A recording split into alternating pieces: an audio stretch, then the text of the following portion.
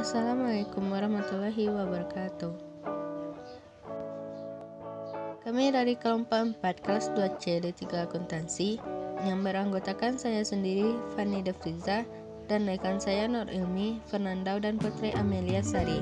Pada pertemuan kali ini, kami akan membahas mengenai standar costing, target costing, dan kaizen costing. Untuk pokok pembahasannya, ada 7 pokok pembahasan yang akan kita bahas pada pertemuan kali ini. Yang pertama, kita akan membahas mengenai pengertian standar costing. Standar costing atau biaya standar merupakan sistem pembebanan harga pokok kepada produk atau jasa tertentu yang ditentukan di muka dengan cara menentukan besarnya biaya standar dari material, direct labor, dan factory overhead untuk mengolah satu satuan produk atau jasa tertentu. Sistem harga pokok standar ialah salah satu sistem harga pokok yang ditentukan di muka untuk mengolah produk atau jasa tertentu dengan cara menentukan besarnya biaya produksi standar untuk mengolah satu satuan produk atau jasa tertentu. Selanjutnya yaitu kegunaan standar cost. Standar costing. Kegunaan standar costing yang pertama yaitu memfasilitasi perencanaan manajemen, sehingga manajemen tidak melenceng terlalu jauh dari yang sudah diperkirakan. Yang kedua yaitu menentukan harga jual suatu produk. Dengan menggunakan standar costing, itu lebih memudahkan perusahaan untuk menentukan harga jual suatu produk. Yang ketiga yaitu dapat membantu manajemen dalam fungsi pengendalian terkait evaluasi atas pengendalian harga. Yang keempat yaitu dapat menentukan ada atau tidaknya suatu variasi. Yang kelima, memudahkan untuk memantau harga persediaan. Selanjutnya yaitu hubungan standar costing dengan anggaran. Standar costing dengan anggaran merupakan penentuan biaya yang dilakukan di muka sebelum suatu kegiatan dilaksanakan.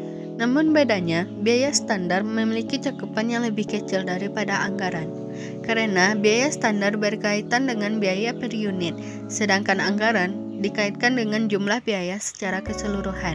Hingga apabila suatu perusahaan telah mengembangkan biaya standar, perusahaan akan menggunakan biaya standar dalam penyusunan anggaran, di mana biaya standar menjadi unit pembatas anggaran perusahaan.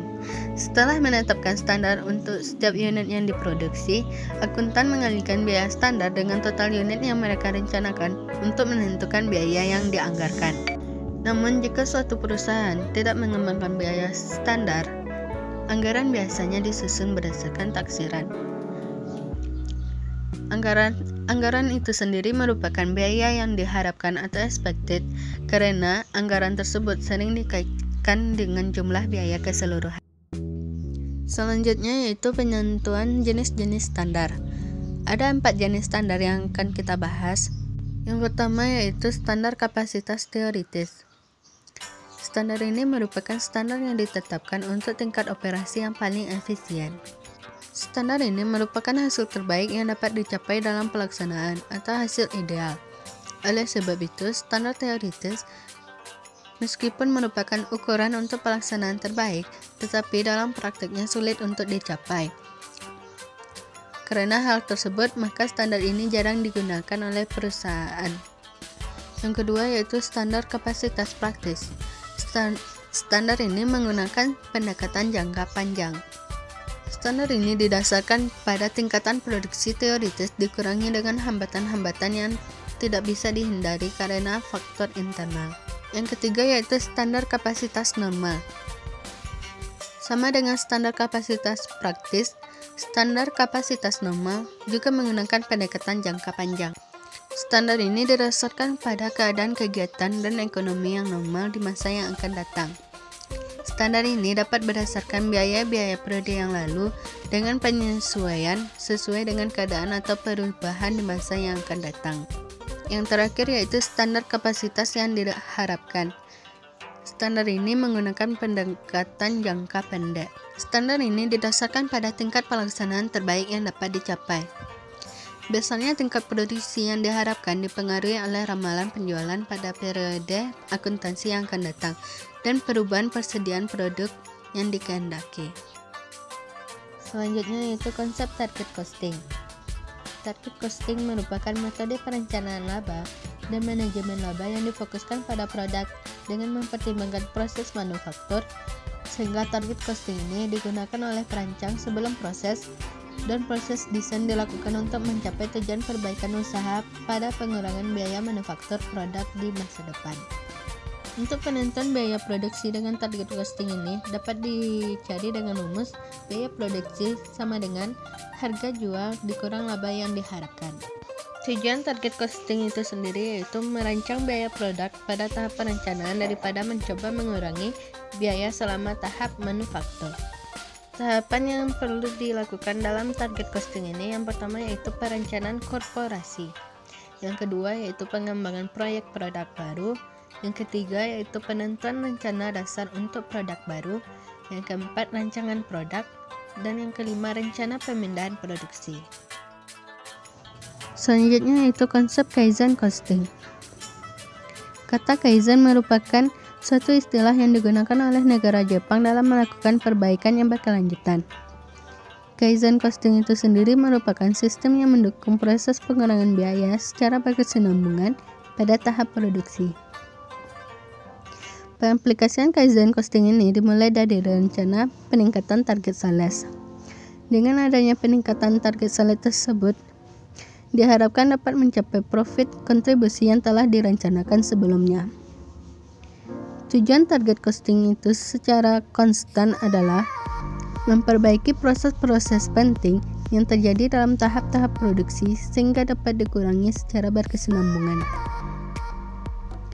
Tujuan dari konsep Kaizen itu adalah mengurangi sampai menghilangkan waste atau pemborosan dalam proses produksi. Waste di sini dapat berupa waste dalam transportasi, waste dalam proses, waste inventory, waste dalam gerakan, waste akibat cacat produk, waste waktu tunggu, dan produksi yang berlebihan.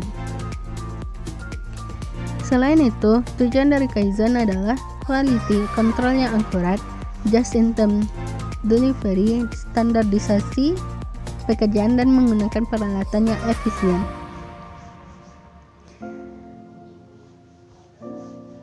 Suatu perusahaan akan melakukan kalkulasi biaya Kaizen jika terdapat perbedaan yang besar antara biaya aktual dan target pada saat setelah menghasilkan produk baru selama beberapa bulan atau periode tertentu.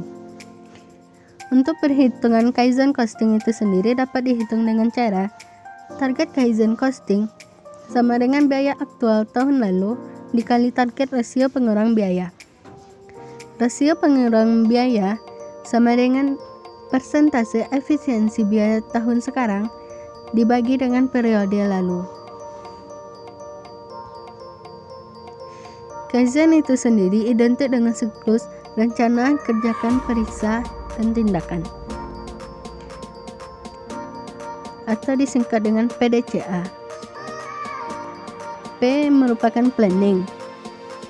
Di sini kita harus memahami apa yang ingin dicapai, bagaimana melakukan suatu pekerjaan, fokus pada masalah, menemukan akar permasalahan, atau menciptakan solusi yang kreatif, serta merencanakan implementasi yang terstruktur. Sedangkan D atau doing di dalamnya berisi pelatihan dan manajemen aktivitas.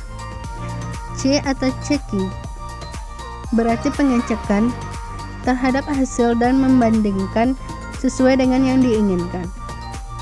Dan terakhir A atau acting mencapai tujuan dan menstandarisasikan proses atau belajar dari pengalaman untuk memulai lagi pada kondisi yang tepat. Perbedaan antara target costing dan standar costing. Yang pertama kita bahas target costing. 1. Biaya target menunjukkan standar penggerak pasar. Harga pasar kompetitif dikurang markup yang diinginkan sama dengan biaya yang diperkenankan. 2. Biaya target ditentukan oleh pasar dan berasal dari sumber eksternal. Selanjutnya standar costing. 1. Biaya standar menunjukkan standar penggerak teknis. Biaya standar yang ditentukan secara teknis ditambah markup yang diinginkan sama dengan harga pasar uang yang diinginkan. 2. kedua, biaya standar ditentukan terlebih dahulu dari analisis internal atas proses produksi. Perbedaan antara Kaizen costing dan standar costing. Pertama, untuk Kaizen costing. Konsep sistem pengurangan biaya, asumsi perbaikan proses produksi yang berkesinambungan, mencapai target pengurangan biaya, target penurunan biaya diterapkan dan dibebankan setiap bulan, analisis varian biaya mencakup target biaya Kaizen dan jumlah pengurangan biaya aktual. Dan terakhir, menyelidiki dan menanggapi apabila jumlah target Kaizen apabila tidak tercapai. Tetapi untuk standar costing, konsep sistem pengendalian biaya, asumsi kondisi proses produksi sekarang, memenuhi standar biaya kinerja, standar ditetapkan secara tahunan atau setengah tahunan, analisis varian biaya mencakup biaya standar dan biaya aktual. Dan terakhir, menyelidiki dan menanggapi apabila standar tidak terpenuhi. Itulah perbedaan antara Kaizen costing dan standar costing. Itulah penjelasan dari kelompok kami. Semoga bermanfaat. Sekian, terima kasih. Assalamualaikum warahmatullahi wabarakatuh.